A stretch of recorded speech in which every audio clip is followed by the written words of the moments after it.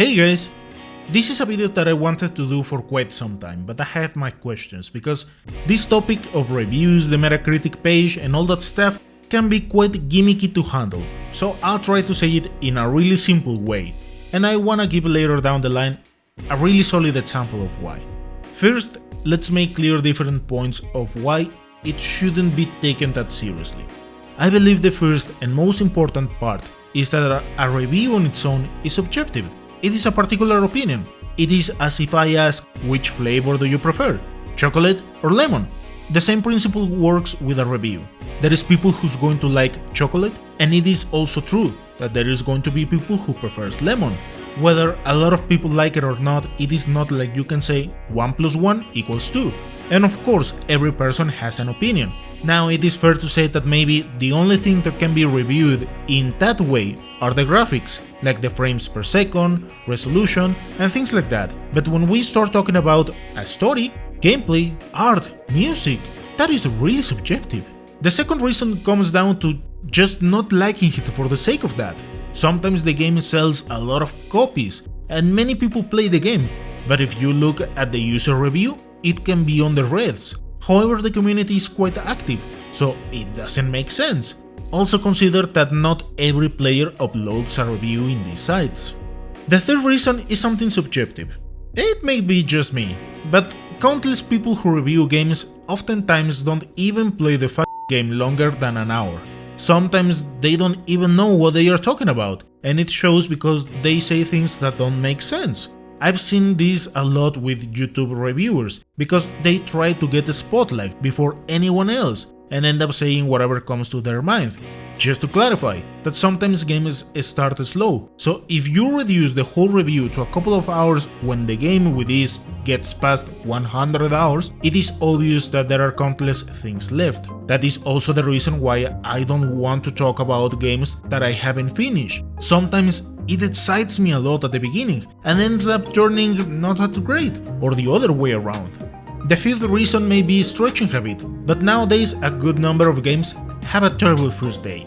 It can be because it was rushed, or there are a lot of glitches, or a patch that takes forever. It is important to remember these times. A lot of AAA games pull these things more often than not. However, I also consider it is important to revisit the game down the line. I know a first impression is crucial, but sometimes these games require a small adjustment and they work perfectly well. That's the reason why I said that maybe I was stretching a bit.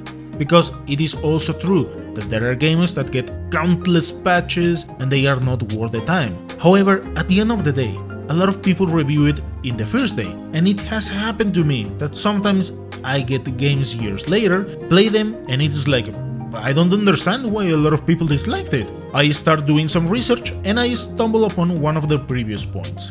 Two solid examples could be Pokémon Scarlet Violet, where a lot of reviews just overly focus on the frame rate. A much more objective review could have taken into consideration the newer Pokémons, mechanics, the open world, among other things. Sure, don't let pass the comment about the issues, but the game is not just frame rate and graphics. And the second example is Cyberpunk. It had a terrible beginning, where the game was taken out of the PS4 store because it was not even playable. Now, as far as I know, you can play it.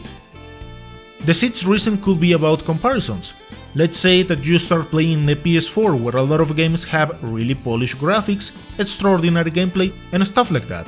And for some reason you get the chance to play something from the GameCube. Chances are that it is not going to be near the quality that you want, and coming with comparisons about newer games may not be the wisest of ideas. This point can be tricky because I consider it is worth speaking up your mind, if the next entry doesn't even have the quality of the first game. But also, sometimes we need to be conscious that if they go from PS4 to Switch, from one game to another, using the same spoon to compare everything doesn't make that much sense. And the professional review, once again, is something subjective. And this is the example I was talking about at the beginning. Let's go with one of the franchises that I used to like, Resident Evil. I can tell you that I enjoyed these games a lot, from the very first entry up until the fourth game. Then yeah, I played Resident Evil 5, but I didn't like the story at all because they messed up a great antagonist. So a solid review on this matter could be: focus one part of the review in the overall story, where I can say with all confidence, Capcom doesn't make great stories, and the other one without really considering those details, because as an action game, it is really solid. So don't base your choices according to these pages, or someone else's opinion. Take all these things with a grain of salt, and try to find someone who actually finished the games or do revisits 1 year later, because sometimes the value of the product can drastically change with patches, DLCs, or some other improvements. So always remember that at the end of the day, it is a hobby. Thank you so much for watching, and I'll see you next time.